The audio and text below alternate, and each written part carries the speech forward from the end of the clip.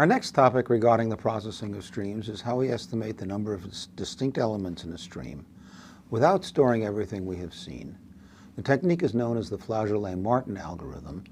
We'll also see a generalization of the technique to computing moments of a stream, which are essentially polynomials in the number of occurrences of each of the elements that appear in the stream. That sounds confusing, but we'll make the definition clear before long. So we have a stream of elements chosen from some universal set of possible elements. We'll assume that there are n elements in the set, but n might be extremely large. For example, the number of IPv6 addresses that could exist, or the set of URLs crawled by Google. All we want to do is know how many different elements have appeared in the stream. If not too many elements, different elements have been seen, we can store all of them with an index like a hash table, so we can tell whether an element arriving in the stream is new or has been seen before. That requires a great deal of space if either the number of different elements is large or we are maintaining counts for a large number of streams. In either case, we can't maintain what we need in main memory, and storing the set or sets on disk will slow us down too much. Here are some example applications for this problem. We might be crawling a website and want to know how many different words appear at that site. Curiosity isn't a great motivation, but doing this count might tell us something about whether the site is an artificial site constructed by a spammer. When the spammer has to create a great number of pages without doing much work, they might use copies of the same page over and over, which would lower the number of distinct words below what one would expect for the total size of the site. Or they might pick random pages from the web, which would mean the site has no coherent topic. That would cause the number of distinct words to be unexpectedly large. Major websites like to advertise the number of distinct users who have visited the site or used particular features of the site in the most recent day, week, or month. Suppose now we are crawling the web. We can't afford to follow links from every page we visit. The job would never end.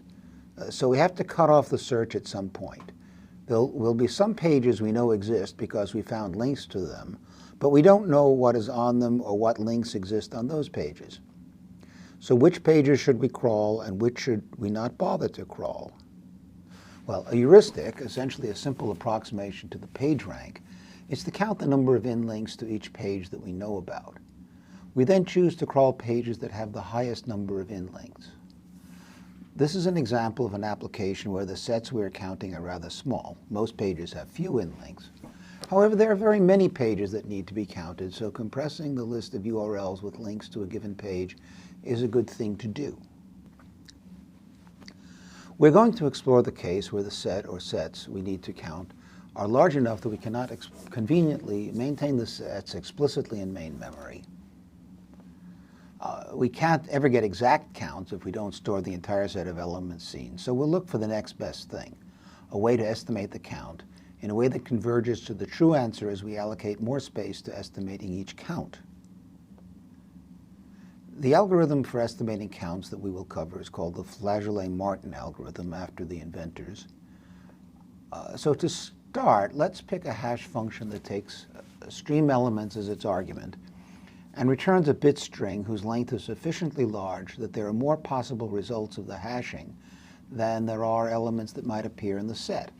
That is, we need at least log n bits if there are n elements in the universal set. If A is a possible stream element, define R of A to be the length of the tail of the hash value H of A. That is, the number of trailing zeros in the bit string H of A. Define capital R to be the maximum value of R of A that we have seen in the stream so far. That is, cap R is the largest number of trailing zeros in the hash function H applied to each of the elements we've seen in the stream. The estimate of the number of distinct elements that we make from these calculations is 2 to the R. This may seem ridiculous because our estimate is always a power of 2, and surely not every stream has a number of distinct elements that is a power of 2. But we're going to use several hash functions and get several different values of capital R. By combining them in the right way, we can in principle get any count as our estimate of the number of distinct elements. There is intuition why this idea gives a good estimate. First, notice that the number of times an element repeats in the stream has no effect on the value of R, because each time we hash the same value, we get the same tail of zeros. The value of R depends only on the number of distinct elements in the stream. The probability that the hash value for any given element ends in I zeros goes down exponentially with I. So when we increase I by 1, we need to double the number of different elements to have a good chance of seeing I plus 1 zeros at the end of some hash value. That is why raising 2 to the power equal to the longest tail of zeros is a reasonable estimate for how many different elements we've seen. The next slide tries to make this idea formal. First, the probability that the hash value of an element ends in I or more zeros is exactly 2 to the minus I. That is, for I equals 0, there is probability 1 that the tail has at least 0 zeros. For I equals 1, there is half a chance that the last bit is 0. For I equals 2, the chance is a quarter that the last 2 bits are 0, and so on. So suppose the number of distinct elements seen in the stream so far is m. Here is the formula for the probability that R, the length of the longest tail, is at least I. To see why, remember, 2 to the minus I is the probability a tail has at least I zeros. So 1 minus 2 to the minus I is the probability that a tail does not end in as many as I zeros. And if we have m independent hashings of different elements, we raise this probability to the mth power to get the probability that no tail is as long as I. Finally, 1 minus that is the probability that some element has a tail at least as long as I.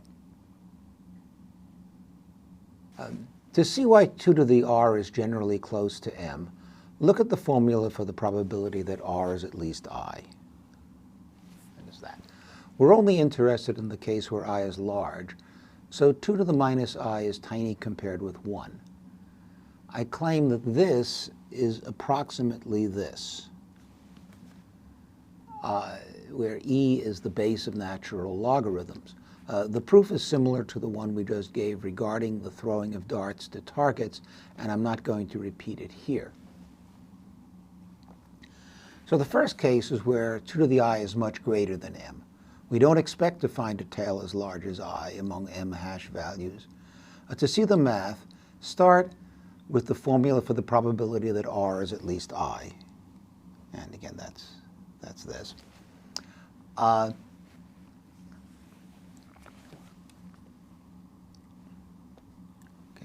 Since m times 2 to the minus I is small when 2 to the I is much bigger than m, we can estimate this exponential, that's, again, that, by the first 2 terms of its Taylor expansion. Remember that e to the x is 1 plus x squared over 2 factorial plus x cubed over 3 factorial, and so on. If x is much less than 1, only the first 2 terms are significant. And that is what we have done here, where we replaced the exponential by the first 2 terms of the expansion. But the ones cancel, and the plus, of course, becomes the minus becomes a plus, and that leaves us with m over 2 to the I. And since we assume 2 to the I is much bigger than m, the conclusion is that there is very little probability that R, the largest value of I that we found among the tail lengths, is such that 2 to the R, our estimate of m, is much larger than m itself. On the other hand, suppose 2 to the I is much smaller than m. Then m times 2 to the minus I is large, and e raised to a large negative power, that's this, is small. So the probability of seeing a tail of length at least I is close to 1.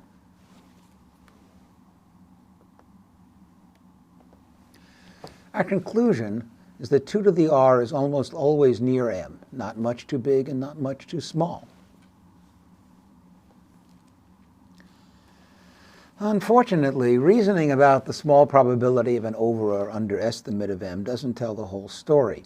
The fact is that the expected value of 2 to the r is infinite in principle, although the fact that there is an upper limit on the length of a tail, the number of bits in the hash value, that means the expected value is not really infinite, but some much too large number.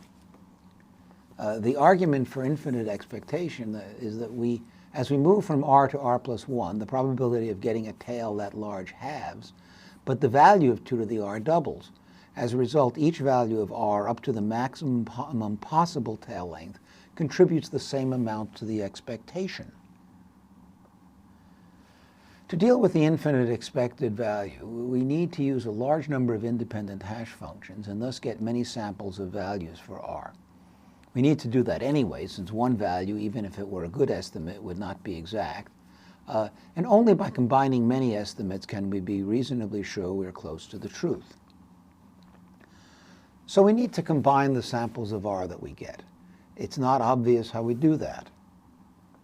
For example, if we take the average, then one unusually large value will distort the average too much. And another option is to take the median. The median lets us ignore really large or small values, but the trouble with medians is that they are always one of the values in the set whose median you're taking. And this set is a collection of powers of 2, so the result would always be a power of 2. Here's the way we combine averages and medians to get an estimate that is not biased to the high end and which will converge to the exact answer if we take enough samples. That is, we use enough different hash functions and compute the maximum tail length for each. Here's the way we combine averages and medians to get an estimate that is not biased to the high end and which will converge to the exact answer if we take enough samples. That is, we use enough different hash functions and compute the maximum tail length for each. We're going to partition the samples into small groups. The group should be of size around log n, at least log n, where n is the size of the universal set. Then within a group we take the average, and among all the averages of the groups we take the median average. And the result then will be an unbiased estimate of m, the number of different elements in the stream.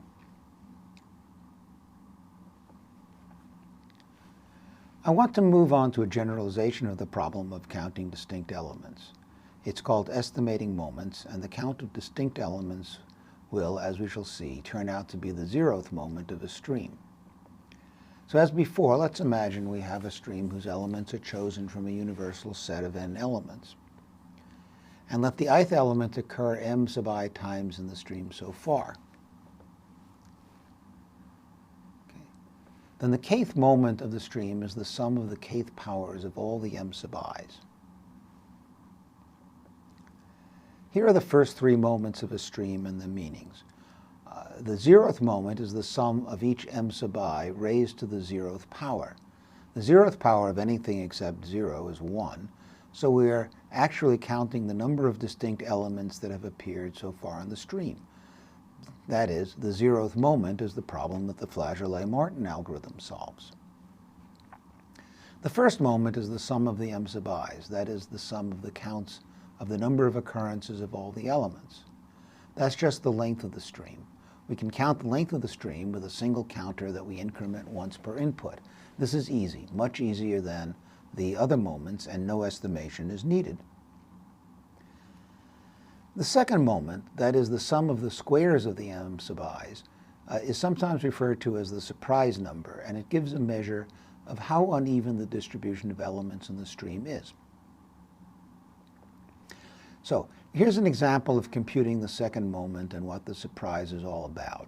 We'll suppose that 100 elements have arrived so far on the stream, and that these elements are divided among 11 different values. What would be unsurprising is if they all appeared approximately the same number of times. The best we can do in that regard is to have one appear 10 times and the others 9 times each. The sum of the squares of these counts is 10 squared plus 10 times 9 squared, which is 100 plus 10 times 81 and is equal to 910. That would be the lowest possible surprise number for the stream with this number of different elements.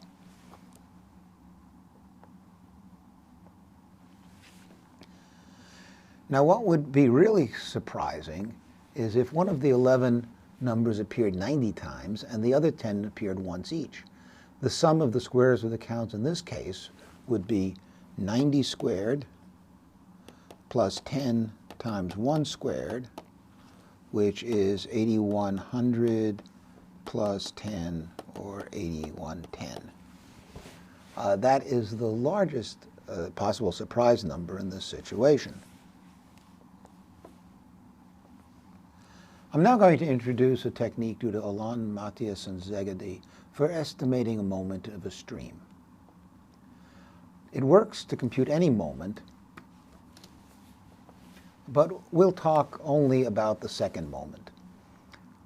The method involves keeping track of the value of many different random variables x as the stream grows.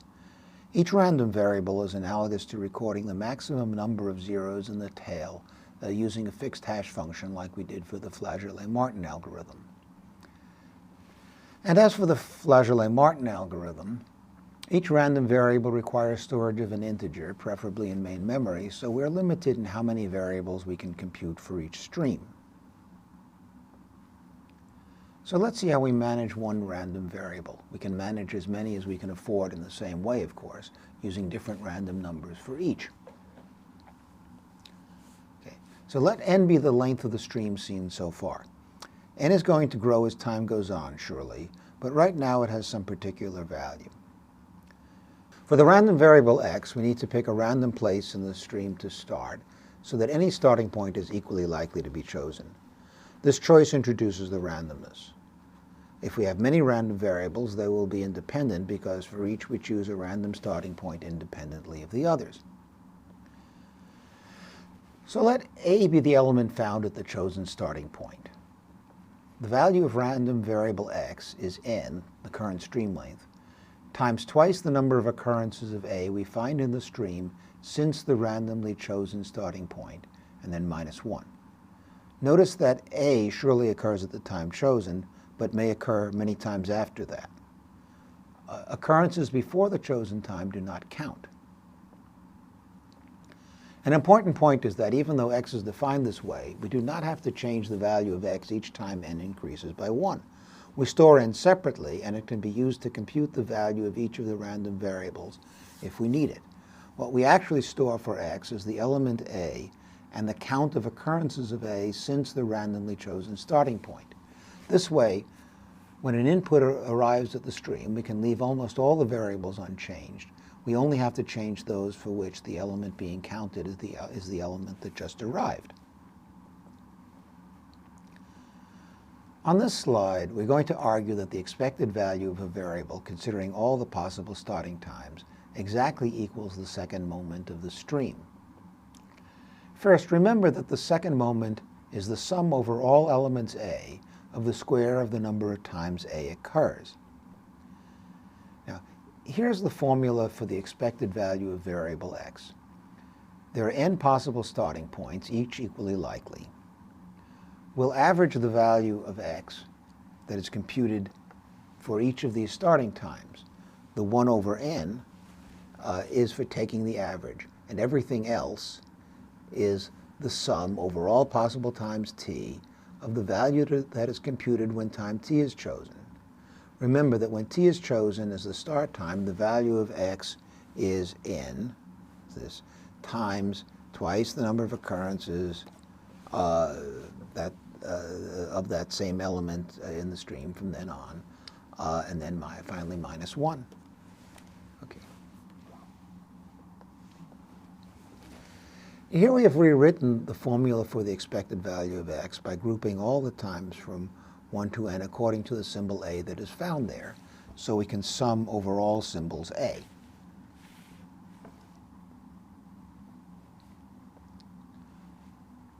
Now, the 1 over n and the n are constants as far as the summation is concerned, so we carry them over, and guess what?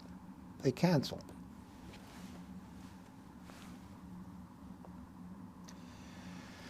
Now, the term for a given symbol A involves several different times t in the stream. Each time will give a different value for twice the number of a's minus 1.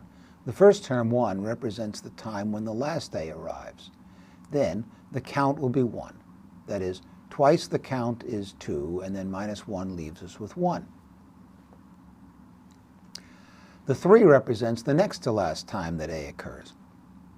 And then the count will be 2, double it to make 4, and subtract 1 to leave 3. We continue like that for each possible time an a appears, and we get all the odd integers in turn.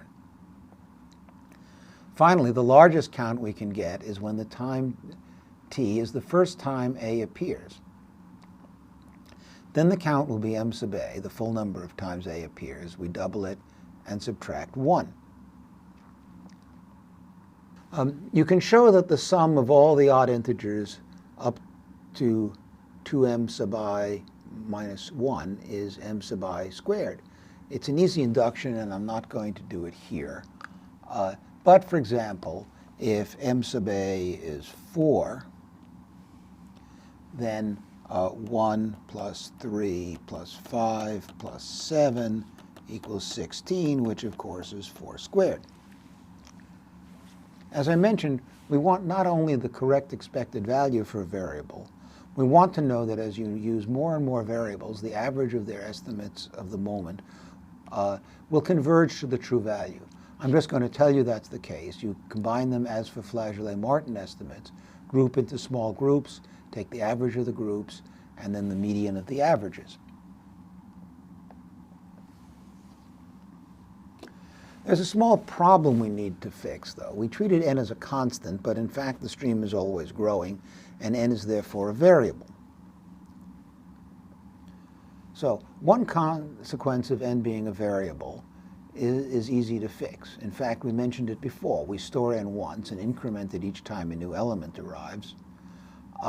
In the variable x, we store only the count. If we ever need the value of x, we double the count, subtract 1, and then multiply the result by the current value of n.